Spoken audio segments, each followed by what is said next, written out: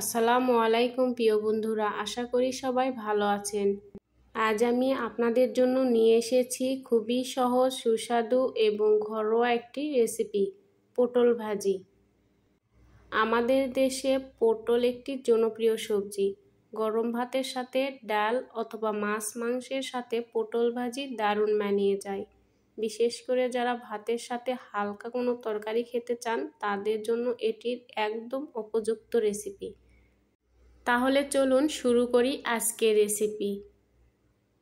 এর জন্য আমি এখানে 250 গ্রাম পটল নিয়েছি। এই পটলগুলোকে আমি সামনের পিছনের অংশ কেটে ফেলে দিব আর উপর থেকে আবরণ তুলে নিব।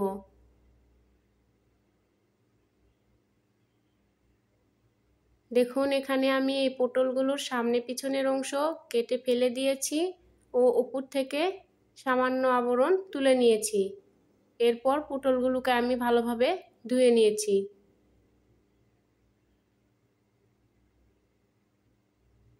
এরপর আমি এই পটলগুলোকে এভাবে চাকা চাকা করে কেটে নিয়েছি।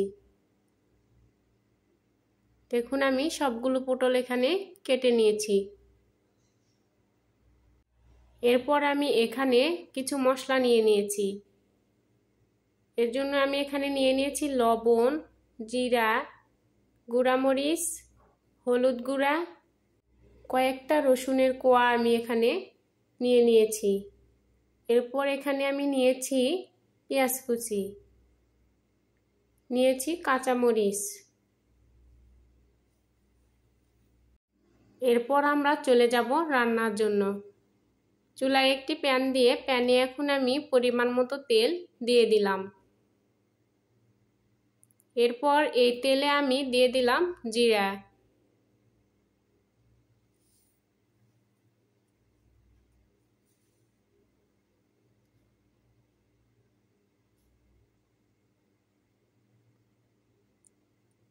এই জিরাটাকে একটু ভেজে নিব। এরপর আমি এখানে দিয়ে দিব রসুন কুচি।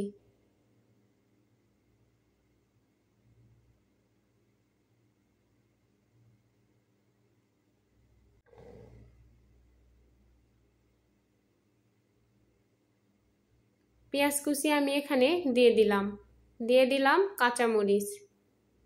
এই সবগুলো উপকরণ এখন আমি ভালোভাবে ভেজে নিব।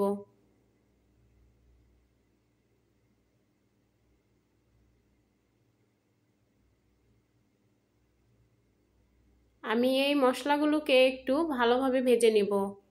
দেখুন, আমার এই মশলার কালারগুলো অনেকটা সোনালি হয়ে এসেছে।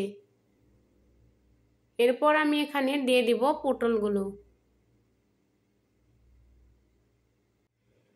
পটল কুচিগুলো আমি এখানে দিয়ে দিচ্ছি। এখন আমি এগুলোকে মশলার সঙ্গে ভালোভাবে মিশিয়ে নিব।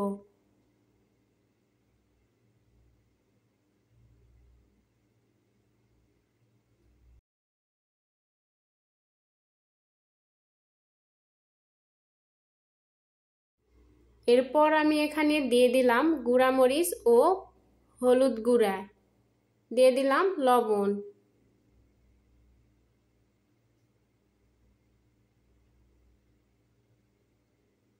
সবগুলো মশলা আরও একবার ভালোভাবে আমি মিশিয়ে নিব। যেহেতু পটলগুলো আমি কাটার আগে ভালোভাবে ধুয়ে নিয়েছি, কাটার পরে আর ধোয়া হয়নি, এই কারণে পটলগুলো থেকে পানির ফোম বের হবে। এজন্য আমি এখানে সামান্য পানি দিয়ে দিলাম। সামান্য পানি দিয়ে আমি পটলগুলোকে মশলার সঙ্গে ভালোভাবে মিশিয়ে নিব।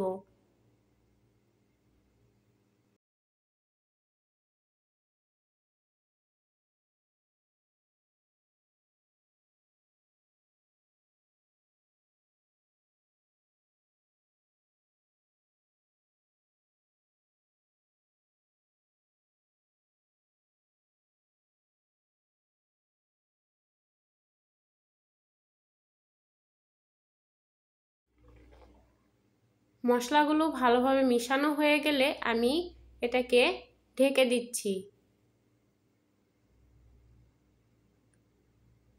এরপর ঢাকনা খুলে আমি দেখে নিব আমার ভাজি। দেখুন পানি কতটা শুকিয়ে গেছে আর আমার পটলগুলো সিদ্ধ হয়ে গেছে। এরপর আমি এটাকে একটু নেড়েচেড়ে ভালোভাবে ভেজে নেব।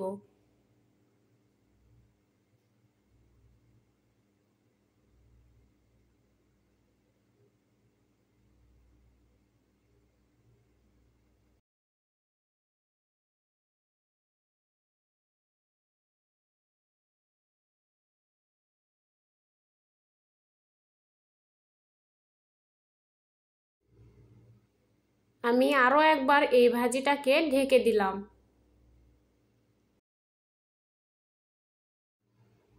ঢাকনা খুলে দেখুন আমার এই ভাজিটা রান্না প্রায় শেষ। এভাবে আমি নেড়েচেড়ে ভাজিটাকে লাল লাল করে ভেজে নিব।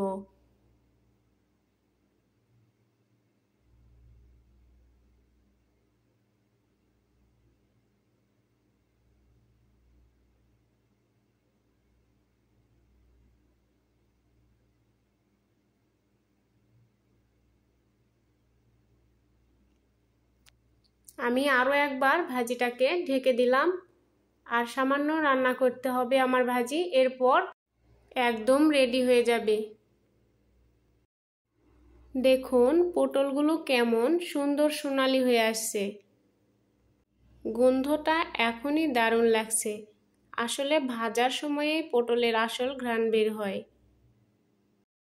আমি যেভাবে মাঝে মাঝে পটলগুলো নেড়ে দিলাম, এভাবে মাঝে মাঝে নেড়ে দিবেন, না হলে এক পাশ পুড়ে যেতে পারে। তো বন্ধুরা, খুব সহজ আর মজাদার একটি রেসিপি হলো আমাদের আজকের পটল ভাজি। আশা করি আপনাদের ভালো লেগেছে।